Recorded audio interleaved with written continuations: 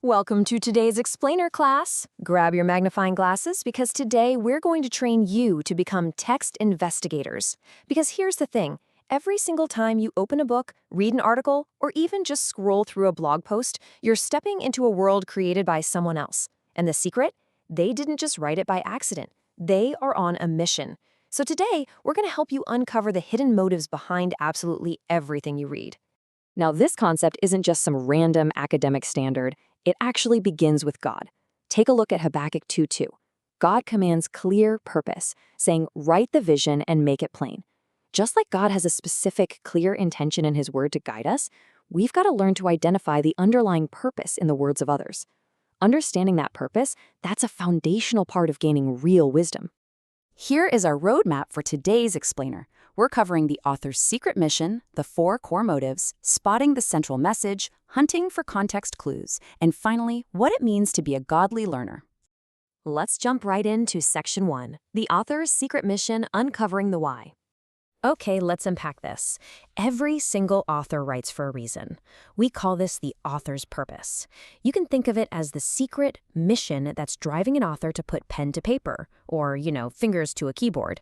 Understanding their why is literally the master key to unlocking the deeper meaning of any text. Simply put, if you don't know the why, you really can't understand the what. So why does figuring this out actually matter for you? Well, reading a text without knowing the author's purpose is kind of like listening to a really loud, energetic pitch without realizing the person is actually trying to sell you something. You might just sit there thinking they're being super friendly. But when you understand the purpose, you uncover their true mission. It lets you separate cold, hard facts from someone's personal opinion. It helps you spot when someone's using persuasive techniques on you, so you can respond thoughtfully instead of just reacting emotionally. And most importantly, it prevents you from completely missing the whole point of the text. Section 2. Inform, persuade, entertain, inspire. The 4 core motives. Authors generally want to accomplish one of these 4 major goals. Number 1, to inform you. That means giving you facts and data. Number 2, to persuade you. They're trying to change your mind or get you to take some kind of action.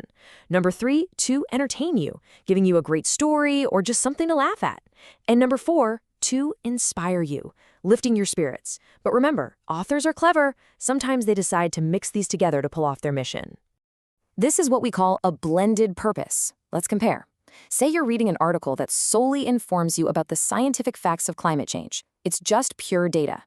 But then, imagine a speech that gives you those exact same facts, but uses them to urge you to go sign a petition or change your daily habits. It informs you, sure, but its true combined mission is to persuade you to act. Always be on the lookout for those blended purposes. Moving on to Section 3, spotting the central message, finding the hidden takeaway.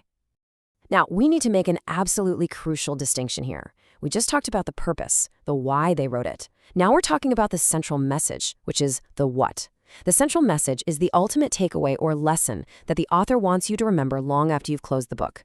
Sometimes, this message is explicitly stated right there in the open, but quite often, it's hidden right under the surface of the storytelling or the facts. Let's break this down with a few examples. Consider a text called The Life Cycle of a Honeybee. It's full of scientific terms and charts, so the purpose is clearly to inform. But the hidden message, the takeaway, is that every single bee plays a vital role in our ecosystem. Next, imagine a blog post called Why Everyone Should Plant a Tree. It uses emotional language and statistics to persuade you to act. But the hidden message is that small actions make a big difference. Finally, picture a story about a talking raccoon who opens a bakery. Obviously, mainly meant to entertain you. But the central takeaway hidden inside that goofy story might actually be a profound lesson about kindness. Section 4. Hunting for context clues. Let's open up your investigator toolkit. So, how do we actually crack the case? Well, you need an investigator toolkit. Step 1, before you even finish the first paragraph, ask yourself, why was this written? Step 2, look for direct statements where the author just flat out tells you their goal. Step 3, analyze the tone. Is it serious and scientific? Is it emotional, urgent? Tone is a massive clue. And step 4, examine the key details used. Are they using hard facts or are they relying on feelings and personal anecdotes?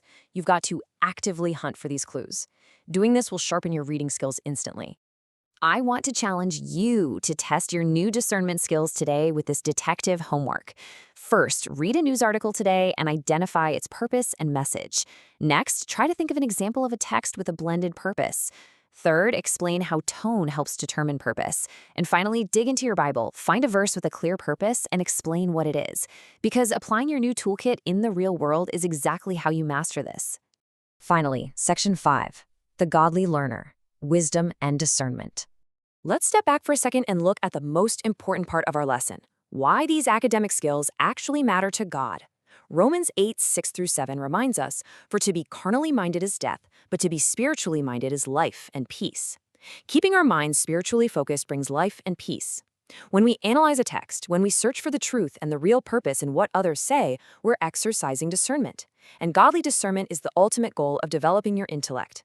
This is exactly why the HeroesMart Academy philosophy intertwines biblical morality with education. You see, education without morality can actually hurt. Just being smart isn't enough. Knowledge and intelligence should help you make wise, righteous, God-honoring choices, rather than simply making you more capable. When you read with discernment, you're protecting your mind and seeking truth, aligning your intellect directly with God's wisdom. So I'm going to leave you with this final, provocative thought.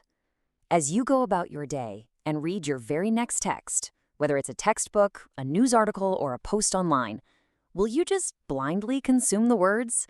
Or will you be a focused investigator, using godly discernment to uncover the author's true mission?